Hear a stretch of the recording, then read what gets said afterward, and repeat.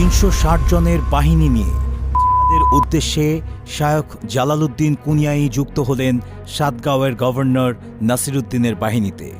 দুর্বার গতিতে এগিয়ে চলল সিলেটের দিকে। যুদ্ধে গ্লানি এবং একজন মজলুম মুসলমানের ফরিয়াদ ভুলতে পারছিলেন না সেনাপতি সিকান্দার খান। যেভাবেই হোক জালিম হিন্দু রাজা গৌরগোবিন্দকে উচিত শিক্ষা দিতেই হবে। মুসলমানদের উপর তার জুলুম ছিল সীমাহীন। জনৈক মুসলিম প্রজা বোরহানুদ্দিন সন্তানের জন্ম উপলক্ষে গৌরব করেছে।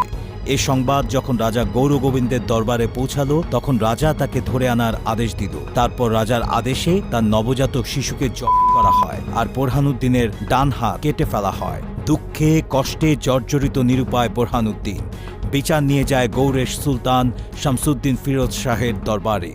সব শুনে সুলতান রেগে রক্তবর্ণ ধারণ করলেন। তৎক্ষণাৎ নিজের ভাগিনা সিকান্দার খানকে সেনাপতি বানিয়ে গৌরগোবিন্দের বিরুদ্ধে পাঠিয়ে দিলেন। এবার গৌরগোবিন্দকে শায়েস্তা করতেই হবে। তার অত্যাচারে সিলেটের মুসলমান প্রজারা অতিষ্ঠ। সিকান্দার খানের আগমনের সংবাদ পেয়ে রাজা গৌরগোবিন্দ মজবুত প্রতিরোধ ব্যবস্থা গ্রহণ করল। দুর্ভাগ্যবশত যুদ্ধে সিকান্দার খান পরাজিত হলেন, কিন্তু এই যুদ্ধ রাজ্য বিস্তারের জন্য ছিল না। এই যুদ্ধ মজলুম মুসলমানদেরকে জালিমের হাত থেকে উদ্ধারের জন্য ছিল। তাই প্রাথমিক পরাজয়ে দমে গেলেন না সিকান্দার খান। সুলতান শামসুদ্দিন ফিরোজ শাহ পরাজয়ের সংবাদ শুনে সাতগাঁয়ের গভর্নর নাসিরউদ্দিনকে সিকান্দার খানের সহযোগিতায় এগিয়ে যেতে বললেন। নাসিরউদ্দিন যখন বাহিনী প্রস্তুত করছেন, ঠিক সেই সময় সাতগাঁও অঞ্চলে মুশরিকদের বিরুদ্ধে জিহাদ চালিয়ে যাচ্ছেন শায়খ জালালউদ্দিন কুনিয়াই, যিনি ৭০০ সঙ্গী সাথী নিয়ে তুরস্কের কুনিয়ার থেকে এসেছেন ইসলাম প্রচারের কাজে। সিলেটে মুসলিম নির্যাতনের সংবাদ শুনে তিনি ৩৬০ জন সাথী নিয়ে যুদ্ধে অংশগ্রহণ করেন। তিনি ত্রিবেণীতে গিয়ে সিকান্দার খানের বাহিনীর সাথে সদল বলে মিলিত হন। এবারের যুদ্ধে রাজা গৌরগোবিন্দ সুবিধা করতে পারল না। তার প্রতিরোধ ব্যবস্থা ভেঙে পড়ল।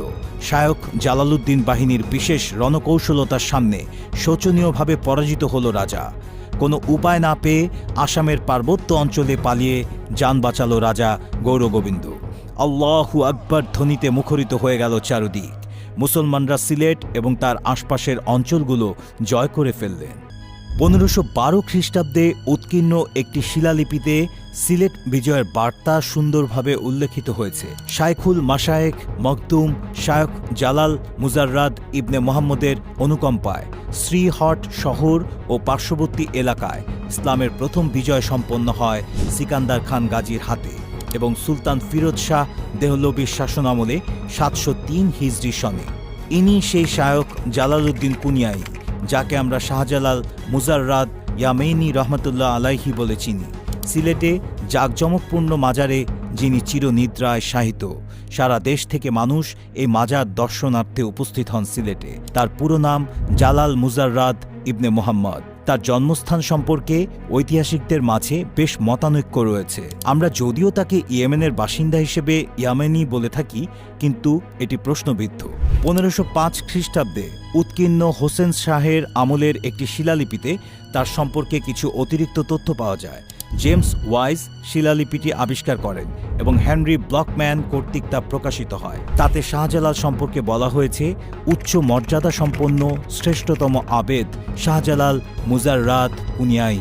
এই বিবরণ থেকে জানা যায় যে তিনি কুনিয়ার অধিবাসী ছিলেন। কুনিয়া তুরস্কের অধীনস্থ এশিয়া মাইনরে অবস্থিত। ঐতিহাসিক গাউস মান্দৌবি তার গুলজার ই আবরার গ্রন্থে শাহজালাল সম্পর্কে যে বিবরণ উদ্ধৃত করেছেন তাও এ বিবরণের সমর্থন করে।